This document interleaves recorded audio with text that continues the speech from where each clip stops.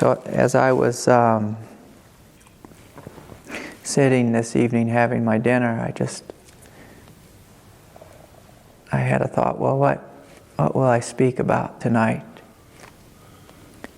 And I heard this mantra just come into my heart. It said, "You are God. You are God. You are God. And God is here on earth.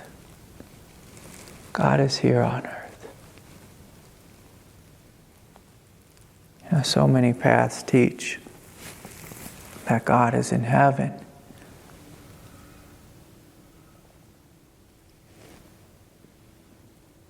And we can, spend a life trying to get to heaven. But this teaching is, you are God. God made you. And what did she make you out of? What did she make you out of? Love herself. Yeah, love, herself, divinity.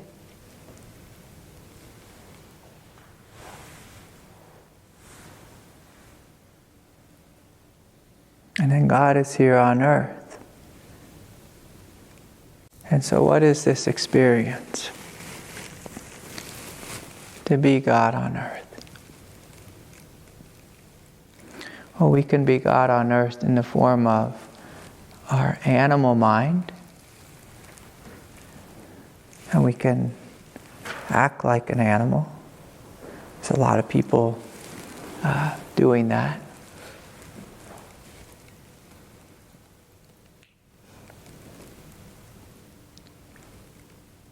We can be God in the form of our egoic nature. That's another form of God. Most of us are proficient at that.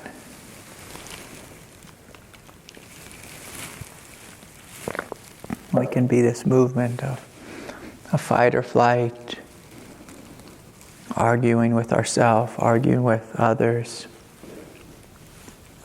I know I say this a lot, but arguing with people who are not present is a fun one. Arguing with our past or our future. Arguing with too much or not enough.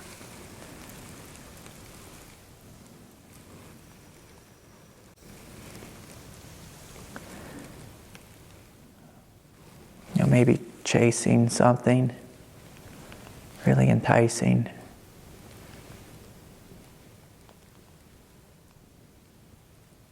Thinking that this thing that we chase will show us God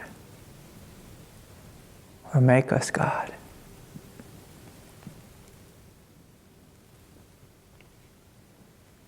Or we can go inward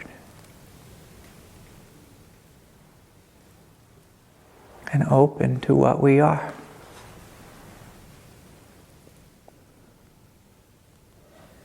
And it's funny, as I was driving down the main street here,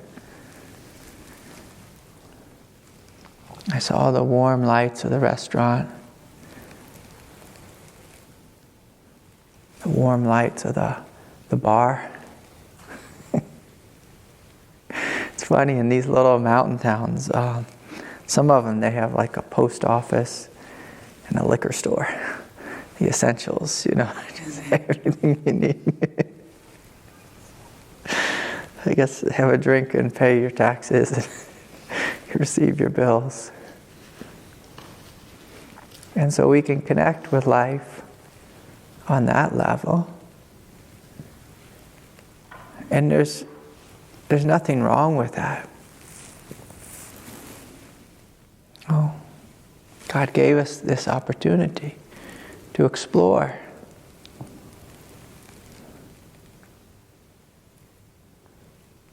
What level of consciousness do you want to be? If you're an angel, you can only be an angel. But as a human, you can be an animal. You can be incredibly divided. You can have self-hatred. It's just a really crazy one. You could have hatred of your neighbor. You can play Romeo and Juliet. You can play all kinds of things. But you can also just be God.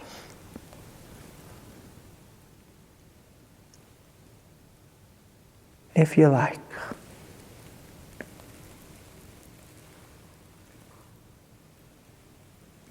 And so in order to be God, to be what you are, is we have to connect with ourselves on the level of essence. So we know how to connect on the level of animal, on the level of human. But how about connecting on the level of essence?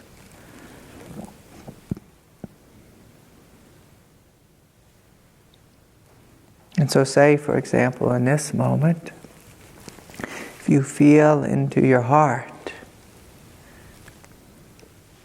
what is your essence? Is it expansive? Is it silent? Is it ridiculously beautiful? Isn't that the truth about your heart?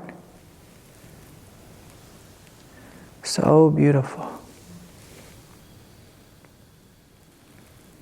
So beautiful it makes you want to cry with joy.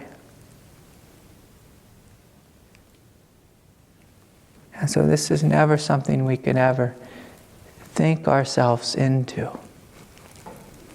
You know, that's the illusion of the philosopher.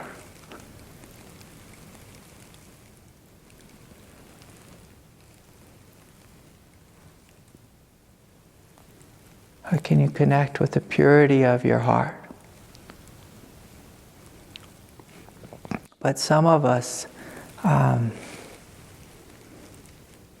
we've learned to store our pain on top of our heart. And so then it can be really difficult when we look inward and we find this pain.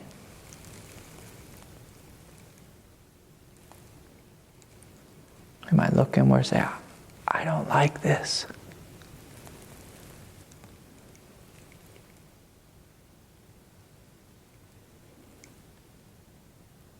You know, that's if we're identified with the fight or flight response, our egoic nature. But if we're connected to our divinity and we look in and we see pain, what does God do with pain? Does she not respond with love? With love. And so if you see heartache in you, if you see sadness, if you see despair, can you love that? Can you allow it to come forward? Can you see that this is worthy? This is worthy of the highest love, the highest grace, the highest compassion.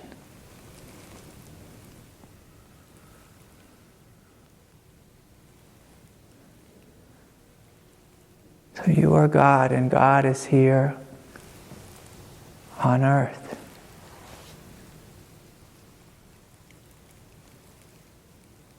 If there's any question about how to live, how does God live on earth? How does God live?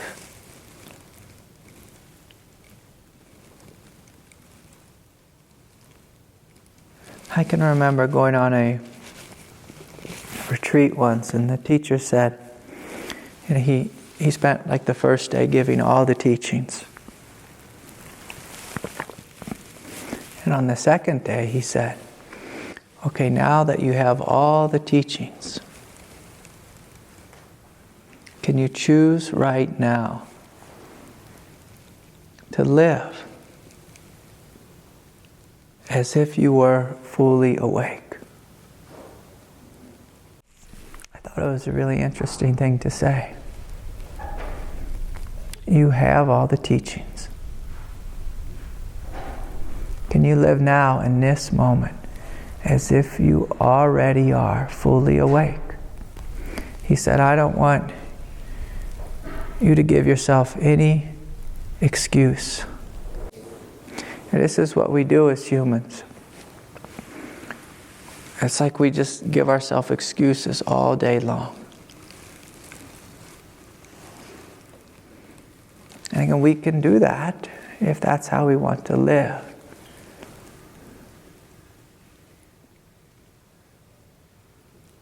Or we can just choose to be awake. Right here, right now.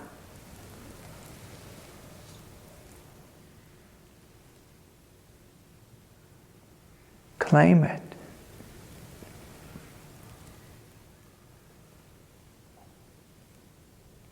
If you like, it's here. I mean, every great sage, saint, and she always said the same thing. It's here. It's within you. It's right now. Right now.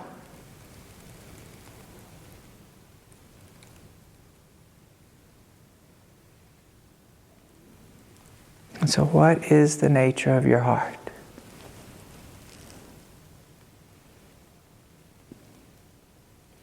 Is it not love? Is it not beauty?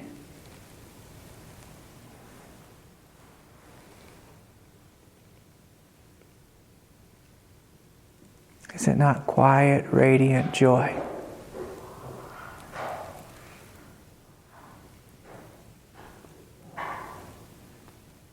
And what is it?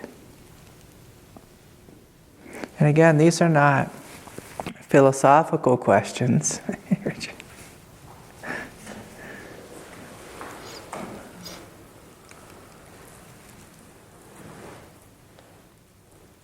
The direct experience of your heart. What is it? And if you find pain there, can you breathe? Can you invite the pain into this room? Can you invite it to empty out of you? You know, our childhood trains us to keep the pain within us, to repress it, hold it inside. Don't let anyone see it. Sometimes it's the beginning stages of adulthood where we learn that one too.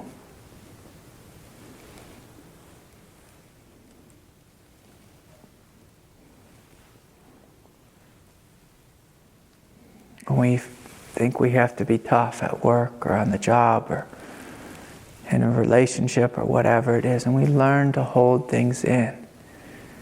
But if there's pain within us, can we allow it to come out? When the pain comes out of us, then you can see what you actually are. And what the Buddha called your original nature.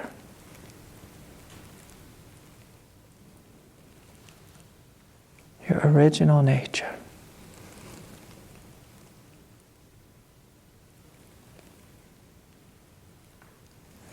And so, Richard, what I was saying was, as I was sitting, and before I came into this room, this mantra came, you are God. And God is here on earth. God is here on earth. You are God. And here you are on earth.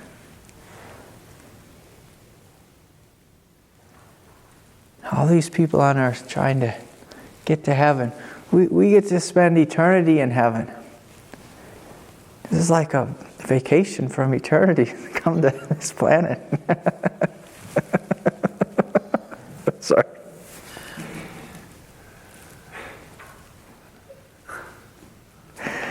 We get to come here and be in these things, that do strange things. We have bellies that make strange noise.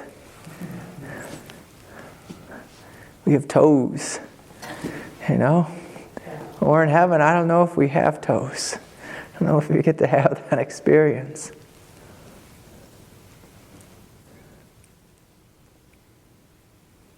We get to have partners and lovers and dogs and cats and children. We get to build things and see the beauty of this world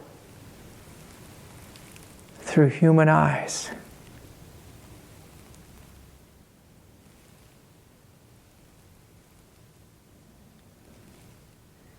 As I was coming over, what's the pass, Chad, from Paonia into this town? Is that McClure? McClure? Yeah. Yeah, so as I was driving over this pass, it was like completely cloudy and snowing sideways, but then the sun just came out for a moment. I just pulled over and just saw this absolute beauty. Like ridiculous beauty. In a blizzard.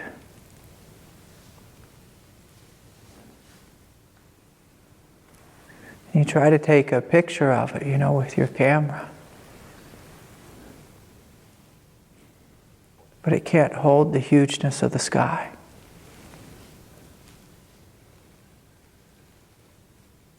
But your mind can hold the hugeness.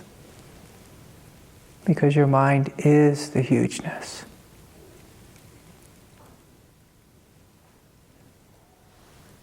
Your heart can hold the hugeness. Because it has no end and no limit.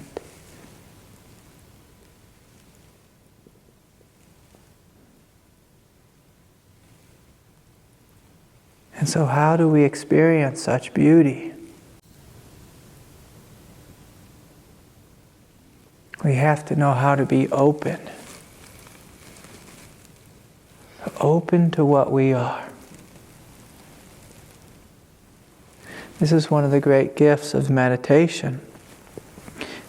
We train ourselves in being open. Some people train themselves in meditation, to focus on one little thing. And that's okay. That's a trick sometimes when you focus on one little thing.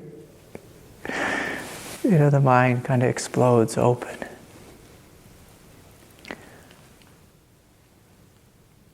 But the way I teach, we open to openness. We listen to openness.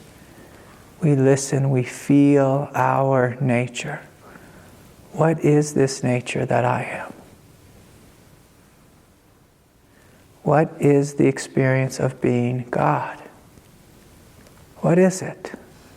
We all have, a PhD in the experience of being human, and being an animal.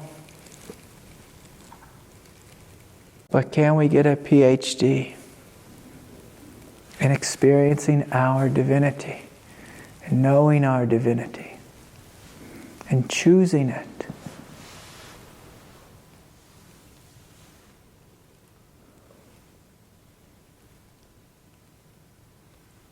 And choosing what you are. We live at this time where all of us, we know all the teachings. Hell, we've seen them all on YouTube, right? These two guys went to India. They got the supreme teachings in India.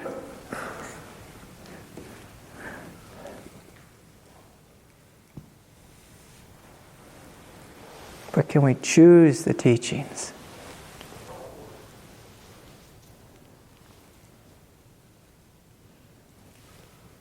Can we choose them? Can we choose what we are? This is the difference between any great saint and us. The saint chooses the teaching wholeheartedly. They don't choose their mind. They have the exact same mind as us. There's one mind here on planet Earth. One mind. We all have it. If you ever wonder what your neighbor's thinking, it's the exact same thing as you. Am I crazy? Yeah, I'm crazy. Am I crazy? Yeah, I'm crazy. Are they crazy? Yeah, they're crazy too.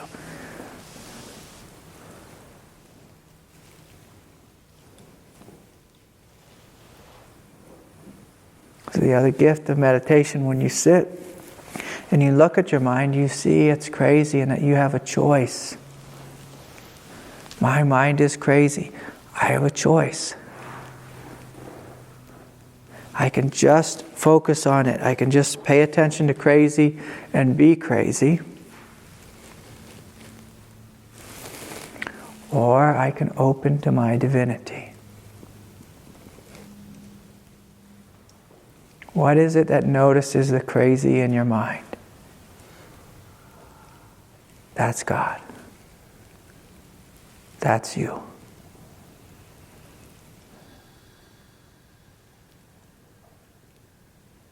Can you stay in you? If you like. If you like. At some point, we all get kind of old. We get tired of just being the human. It's exhausting. So there's this other way. If you like. Yeah, Suzanne. I want to say that when we first started working together, there was so much pain over this heart. Yeah. That everything that you just said now was like a million miles away. Absolutely couldn't be even remotely possible. Yeah. And now, there's love, there's open. Yeah. And when pain does arise, it's much easier to welcome it. And if I can't bring love to it, I know I can ask, and it just literally just comes down. But there are times that it feels bottomless.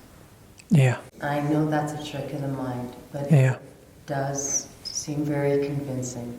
Yeah. It feels very convincing with this, because you think ancestral and... Yeah. Yeah, so on this planet, in this realm, there is the experience of pain. That's true. That was the Buddha's first teaching. Life is dukkha. There's pain here. So this is true. If we step back big picture, we see, like you said, this world is an evolutionary world. This is where we are. God is here in an evolutionary world. If we accept this, if we see that evolution is God, that life is growing, if we hold on to this first and foremost, and see that it's okay. It's okay. This is the world. It's a world of growth. To try to end growth is to fundamentally argue with the world, is to fundamentally argue with God. You will never win that argument. Ever. We can try. You know, what our egoic nature does is it tries to outsmart evolution, micromanage it, fight with it, resist it, you know, run from it.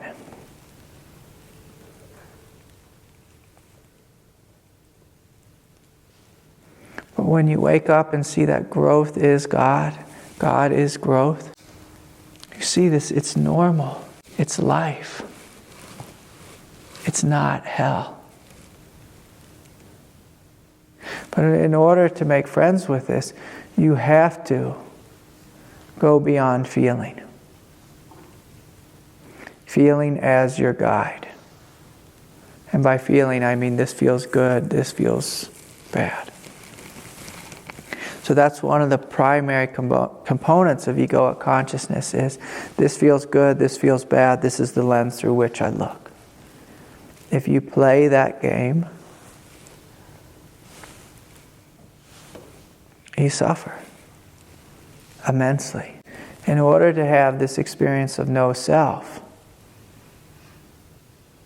you have to stop playing, this feels good, this feels bad. You have to take those glasses off and say, this is life. I am life. No self, no division. You and life are one. You and evolution are one. You and God are one.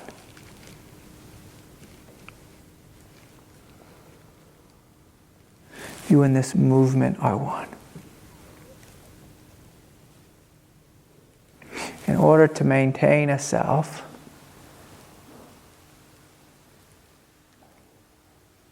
you know, make your mind the boss of your reality, your fight or flight response the boss of your reality. That this feels good, this feels bad, the boss of your reality, the lens through which you look. If you want to know no self, no division, let go of those. But the funny thing with pain is,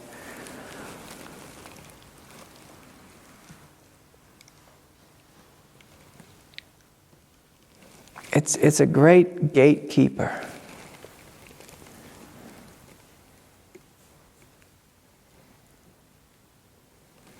If you let pain define you, you stay in the world of the human and the world of the animal. If you don't let pain define you, you can open to all that there is. But see, most people don't want to pay the price. The price is sitting with pain and seeing it does not kill you. It doesn't kill you. It doesn't actually harm me. It doesn't harm my consciousness, what I am. And so this is, one of the prices of admission into the realization of your true nature. It was bizarrely challenging to consciously sit with pain. That's exactly the truth right there. It's bizarrely challenging to consciously sit with pain because your human consciousness says no to pain. Eat, drink. Yeah. Well, it says yes to run, avoid, escape. Anything. Yeah, so that's human consciousness. But see, divine consciousness says yes to everything. And there's all these individuals right now in 2019 who they wake up temporarily. The reason they don't stay awake is because they're not willing to pay the price of pain.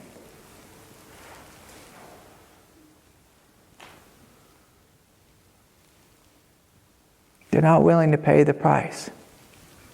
They're not willing to sit with pain and watch it burn up and see, oh, it's not the boss. There's something greater here. But where people get confused is they can wake up to a space that seems beyond pain in a moment of grace. But that when pain comes along to test them,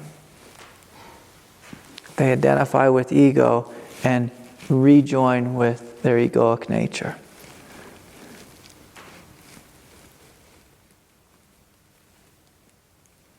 What did I do wrong?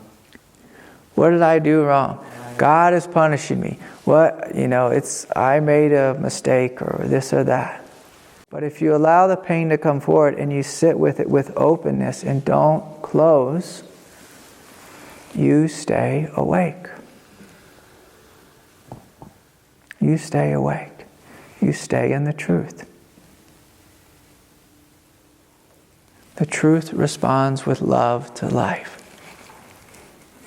It doesn't run, it doesn't hide, it doesn't fight, it doesn't judge, it doesn't ignore, it doesn't avoid.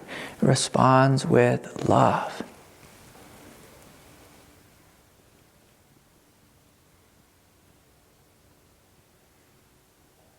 With love.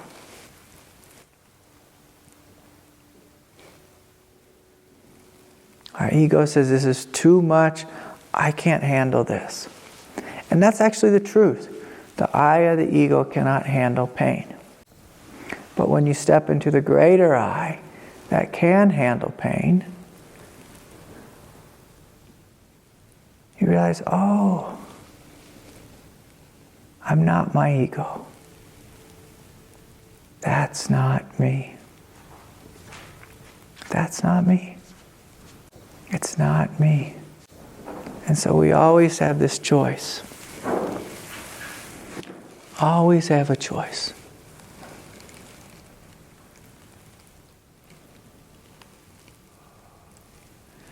And so anyways, thank you.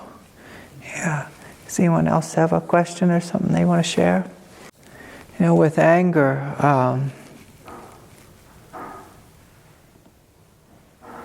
one of the great purposes of anger is to help us get out of situations that aren't the best for us.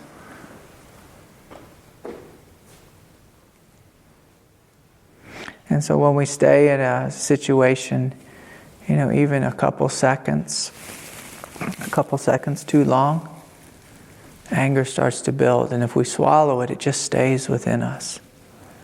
And then it might be many years later that this anger comes forward. And so if it comes forward, can you meet it with love? Can you see that you understand it? That it has every right to be here. Every right. Like what the people did, you said they didn't fully see you or they didn't fully honor you. Is that what you're telling me? Misdirected me. Oh, they misdirected you. Yeah. Yeah. I believe them. Yeah. Yeah, because, oftentimes when we come to a group, a spiritual group, we open our hearts, we become vulnerable, and we trust. And when someone breaks that trust, it hurts. And so I encourage you, just to admit that, to sit with that, to honor that, and to allow that to come forward, into the holiness of this moment. Give that anger, that sadness, give it to God. Allow it to empty out of you. This is good. It's good. Sometimes we think it's bad when things come forward within us that are difficult. But it's really beautiful. In fact, going back to what I was saying with Suzanne about evolution, when you fall in love with God, you fall in love with evolution, and so you're happy to see things within you coming forward. If you're happy seeing things come forward, you're in alignment with the truth. But if we're angry about the past coming forward, like, this anger shouldn't be here, so I'm going to be angry at the anger, or I'm going to be judging the anger or judging the sadness, we're doing the opposite of life.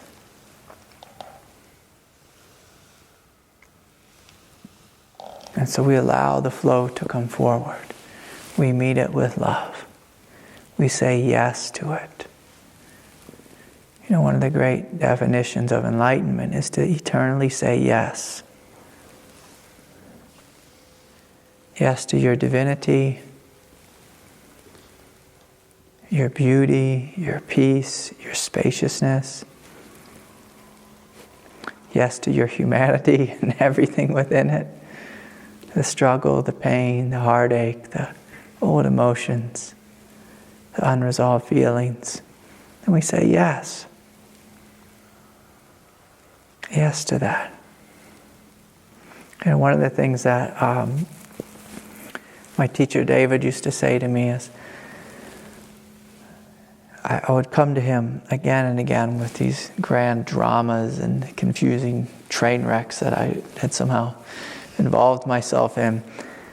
And I'd have like this utter despair that, this will never work out. And he used to tell me, he said, Craig, crawl up into the mother's lap. Crawl up into her lap and give her your pain.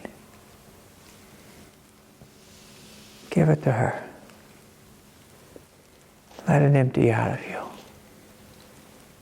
Let yourself be held. Let yourself be held. So many of us, we don't let ourselves be held. We don't let ourselves let go.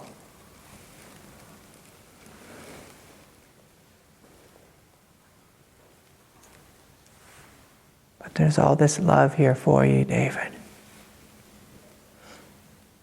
As you let the past come forward, and you let it be held in love. In love. So thank you for sharing that. And I want to honor your courage in opening your heart again and trusting again. I meet a lot of people who've been burned by teachers or groups, and then they spend the rest of their life hating God or hating spirituality or something. It's the wrong conclusion to come to.